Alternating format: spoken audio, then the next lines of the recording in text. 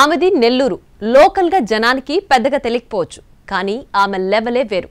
నెల్లూరులో కూర్చుని ఒక్క ఫోన్ కాల్ చేస్తే చాలు, అమరావతిలోని సెక్రటేరియట్లో అధికారులు ఉరుకులు పరుగులు పెట్టాల్సిందే. రౌడీ షీటర్లు, పోలీసు ఉన్నతాధికారులను ఒకే టైంలో డీల్ చేయగల దిట్ట ఆమె. రాష్ట్ర స్థాయి పొలిటీషియన్స్ కాంటాక్ట్స్ ఆమె సొంతం. ముగ్గురు ఎస్పీలు వద్దన్నా ఓ కరడు గట్టిన నేరస్తుడిని పేరోల్ మీద జైలు నుంచి బయటకు తీసుకొచ్చింది. అది ఆమె రేంజ్. ఇంతకీ ఎవరామె? ఇప్పుడు తెరపైకి ఎలా వచ్చింది? చిల్లర పనులు చేసే స్థాయి నుంచి డాన్ లెవెల్కి ఎదిగిందామె. నెల్లూరుతో పాటు ఇటు ప్రకాశం, అటు తిరుపతి జిల్లాలో ఆమె ఏమైనా చేయగలదు, ఏ పనైనా చేయించగలదు.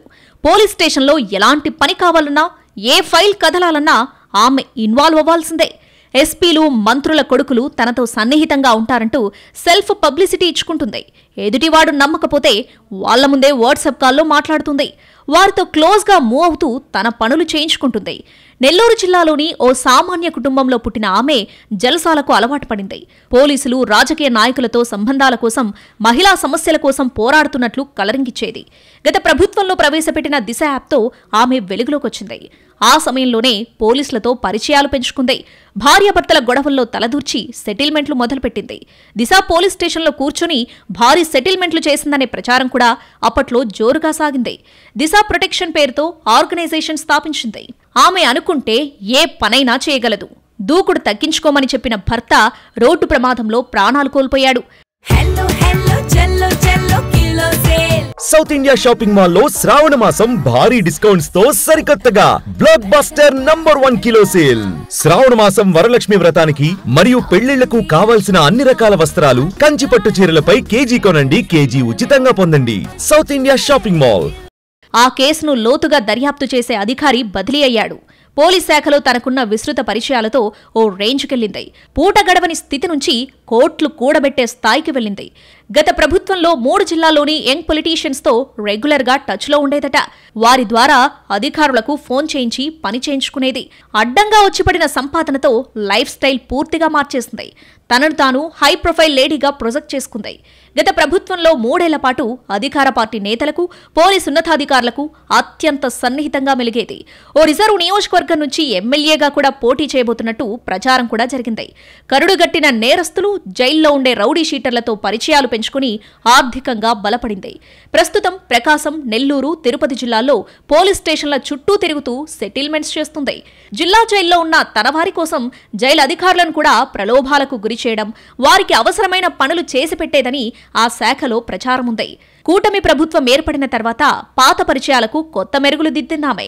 డైరెక్ట్గా అమరావతిలో కూర్చొని నెల్లూరు, ప్రకాశం, తిరుపతి జిల్లాల ఉన్నతాధికారులకు ఫోన్ చేసి పనులు చేయించుకోసాగింది. ప్రస్తుతం ఆమె చేసిన ఓ డీల్ సంచలనంగా మారింది.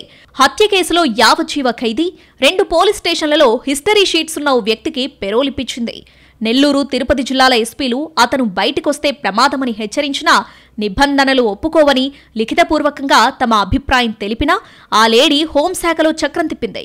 గూడూరుకు చెందిన శ్రీకాంత్ 2010 అక్టోబర్ నుంచి నెల్లూరు జిల్లా సెంట్రల్ జైల్లో శిక్ష అనుభవిస్తున్నాడు.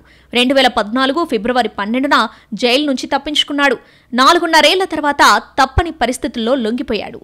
తిరుపతి, నెల్లూరు, ప్రకాశం జిల్లాల్లో ఎలాంటి క్రైమ్ యాక్టివిటీస్ జరిగినా శ్రీకాంత్ అనుచరుల పాత్ర ఉంటుందని పోలీస్ రికార్డులు చెబుతున్నాయి. అలాంటి వ్యక్తి తనకు 30 రోజులు పెరోల్ కావాలంటూ ఈ ఏడాది మే 28న హోంశాఖ కార్యదర్శికి లేఖ రాశాడు. శ్రీకాంత్కు పెరోల్ ఇచ్చేందుకు జైలు అధికారులు, 2 జిల్లాల ఎస్పీలు ఒప్పుకోలేదు. దీంతో హోంశాఖ జాయింట్ సెక్రటరీ పెరోల్ తిరస్కరించారు. అక్కడే ఈ కిలాడి లేడీ చక్రం తిప్పింది. ఎస్పీలు, జైలు సూపరింటెండెంట్ చేసిన సిఫారసులను పక్కనబెట్టి జూలై 30న శ్రీకాంత్కు 30 రోజులు పెరోల్ ఇస్తూ హోంశాఖ కార్యదర్శి ఆదేశాలు జారీ చేశారు. ఇది పోలీస్ శాఖలో తీవ్ర చర్చకు దారితీస్తుంది. తర్వాతి పరిణామాల్లో శ్రీకాంత్ పెరోల్ క్యాన్సిల్ అయింది. శ్రీకాంత్ను పెరోల్ ద్వారా బయటకు తీసుకొచ్చి అతడి ద్వారా తన సామ్రాజ్యాన్ని మరింత విస్తృతం చేసుకునేందుకు ఆ కిలాడి లేడీ ఈ వ్యవహారం నడిపిందని పోలీస్ వర్గాల టాక్.